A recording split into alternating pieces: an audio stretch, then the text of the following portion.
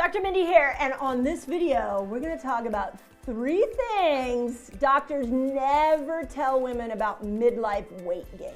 Midlife weight gain is a thing, right? Where the heck did that belly come from out of nowhere? Okay, so let's talk about the 3 things that doctors aren't mentioning, and let's talk about how do you get rid of this weight gain. So first, I have worked with thousands of women to lose weight midlife. I have analyzed metabolic health for the perimenopause and menopausal woman from every freaking angle I can possibly analyze it. And what I will tell you is it's a thing. It's a thing out of nowhere. All of a sudden you start gaining weight, and what happens to us as women is we think it's our fault. We're like, oh my God, I did something. I must be undisciplined. I haven't been exercising enough.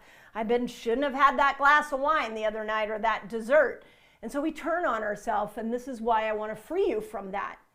Because once estrogen started to decline, as she should, whether you're doing HRT or not, you became more insulin resistant. And so when we start to see doctors, one of the things that doctors will often say is that weight gain is inevitable in midlife.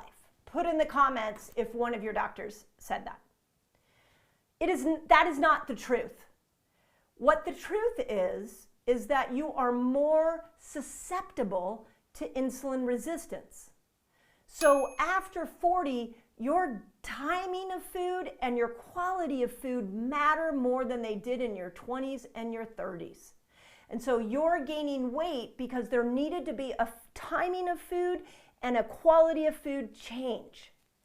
And so if you just make timing of food and you just make the quality of food, you can actually start to see that you will drop weight quickly. I watched it all the time in my practice. I experienced it in myself. I've seen it in the millions of people that follow me online. I promise you, you can start to change this.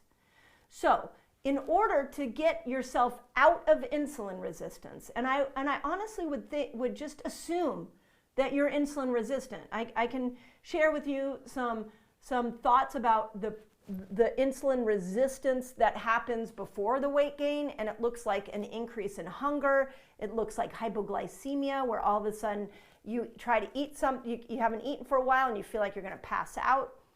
It looks like sleepiness after a meal. It looks like dizziness without food. It looks like sluggishness, you're fatigued, or brain fog. You can have a lot of pre-signs of insulin resistance before you see it on the scale or you see it in the mirror. So if you're starting to see some of those symptoms, let's look at these 3 things. So first, exercise. Now, keep in mind that exercise gets harder after 40. And largely because estrogen stimulated 2 major neurochemicals that affected exercise. One is creatine and the other is collagen. So without creatine, you don't have as much muscle power, and without collagen, you don't have the same lubrication in your joints. And so what happens is these joints are rubbing against each other, making for more injuries. So this makes it your knees, your shoulders, your hips, your joints all start to become a lot more susceptible. So the most important thing that you do is that you start to change the type of exercise you're doing. All of that running, it's not that great for you anymore. All of the crossfitting, you gotta be careful. All of the extreme weightlifting, mind your shoulders. So there needs to be more exercise variation, where you might be doing strength training and then endurance and then yoga. You need more variation. You also may need to shorten your workouts so they're not as long. This is where fasting comes into play, because you can use fasting as your weight loss tool. So you can shorten that workout. It also means that you're going to want to try to look into supplementing with creatine and collagen. Huge fan of that for women over 40. Okay, second thing I want you to focus on, and that is you need to feed your hormones in order to lose weight. And this is a really interesting study I found. It's a 2022 study in the Frontiers in Endocrinology that it was a hallmark study that was titled The Importance of Estradiol for Body Weight Regulation in Women. And what the study goes on to find is that estrogen is a fundamental part of a woman's weight loss. And we talked about this. You have a faster metabolism, you have better appetite suppression, all of a sudden you have a browning of body fat, which is fat that makes it much more difficult to be able to burn. So you've got to find ways to increase your own natural estrogen. So this loss of estradiol, yes, it can be supported by HRT, and it could also be supported by improving things like phytoestrogens, like soy. We've talked a lot about soy. And what's interesting about phytoestrogens is that there was a 2020 study from the Journal of Nutritional Science and Vitaminology that found that eating phytoestrogens from soy speeds up your metabolism, leading women to burn more calories throughout the day. So are you getting daily soy? And I know that's very counterintuitive to what you've heard about soy, but I did a great podcast. We'll put a link here in the notes with Dr. William Lee specifically on soy. He was a part of that research study that showed that soy had produced cancer, that it was a cancer-causing food. He explains how that was a misread of the study, and he went on to say that, and he explains the whole story in the podcast about how they read the wrong estrogen. I don't understand how this stuff happens. Like, isn't your job as a researcher to read the information correctly? But this is what William Lee said. So if you're dubious about adding in soy, I want to encourage you to keep adding it in. Guess what? Age Like a Girl, my new book. It's ready for pre-orders. And this is the most personal book I have ever written. And I'm so excited to bring it to you. If you are looking to reinvent yourself through the menopause process, or maybe you're on the other side and you're still looking for that reinvention, I'm going to show you exactly why menopause works in your favor and how you can make it your greatest moment yet. Age Like a Girl. Okay, then I want to say that there was also another study about phytoestrogens that showed that flax seeds, so if you're like, I don't really want soy, then get a daily dose of flax seeds, 30 milligrams of flax seeds, which is a lot. You might need to get it. You could do flax oil, but flaxseed, 30 grams is a lot. And it can really help women lose weight. And in this study, that the authors really went on to say that phytoestrogens can have a really specific part of it called lignans, and lignans increase estrogen and they speed up metabolism. And there are a lot of phytoestrogen-rich foods, like soy is one of them, flaxseed's another one, but we have sesame seeds, broccoli, and lentils. Lentils, I love lentils personally. So 1 to 2 servings every single day of these estrogen-boosting foods can be really helpful. Okay, third thing, my favorite, intermittent fasting.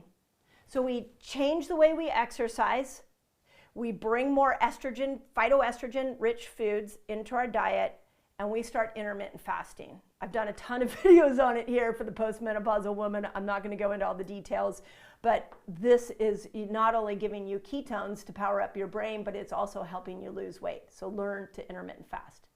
Now, the last thing I want to say, don't jump off yet, is that all of these things work with consistency. So I think what I'm seeing happen out there a lot is that the patch and the pills and the cream is much easier to grab. And therefore, we reach for that first as opposed to making these changes in our lifestyle. I've also seen people make changes in their lifestyle and say that didn't work for me, but they didn't try it long enough. So one of the things you have to know is that everything I'm teaching you here, it's done when you do it repetitively, consistently. That's where the result will end up. So this isn't about 1 3-day water fast. This isn't about one new workout. This isn't about 1 week of eating more phytoestrogens. This is about changing your lifestyle so that you are going to be able to get to your postmenopausal years living in the body you love, living in a brain that is finally serving you on your terms. Now, before I finish, 2 pieces of advice. So first is any new thing you do, start slow. and like work yourself up to it. This lifestyle it's an action. It's something we do every day. It's not an event. It's not a destination. It's a way of being. So start slow. So maybe you start exercising differently, and then all of a sudden you start adding phytoestrogens in, and then all of a sudden you start fasting. Just start slow. And then the second piece of advice I have is avoid perfectionism. And what's interesting, I love this study. It's a 2023 study that looked at the success of people's New Year's resolutions, which we know that's not very good. But what it found is that perfectionists had the highest failure rate. They would push themselves to adhere perfectly to their resolutions, and then they would quit the second they got slightly off track. Whereas people who were gentle with themselves and they missed a day here and there had the highest success rate with their New Year's resolutions. So consistency, kindness, and a new strategy. And if you bring this new strategy into your life, I promise you, the menopausal belly weight will go away. The brain clarity will come back. There is so much magic that's going on in this process. So I don't want you to lose sight of that. It's a really cool process, and getting to the other side is this liberated woman. But in that process, if you're struggling, we need to start to look at these individual lifestyle tools and figure out how to do them in a regular way, in a more regular way, and how to do them effortlessly. I can tell you in my new book that's out for pre-order, Age Like a Girl, that I have a whole part 2 that maps the changes that you can do to reduce your menopause symptoms, to improve brain clarity, to lose weight, to have more energy, to build muscle, and it mapped those to a primal lifestyle. So it's free. It's in these tools and tips that I'm recommending in part 2 of this book are within your design, and they're easy to do every day consistently because our primal friends did it. So there you go. I really don't want you all to be hating the body you're living in. I really don't want that for you. I really want you to love the body you're living in. And I feel like there's so much fear around menopause right now. So I'm trying to tell you what's right with menopause.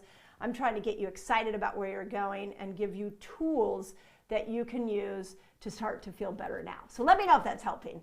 And as always, with those things that I just told you, we're a community here. How much weight have you lost? How much weight have you lost changing your exercise? How much weight have you lost fasting? How many of you have seen improvement in weight and metabolism by increasing phytoestrogen? Let me know in the comments. And as always, don't give up on yourself. You were born a miracle. Okay, you trying to maximize your weight loss? Apple cider vinegar may be the key. Go check out this video where I show you exactly when, how, and why you want to use it for weight loss. Apple cider vinegar changes your microbiome of your gut. This good bacteria is going to help to bring your blood sugar down and make it so that you can switch over into the fat burning state.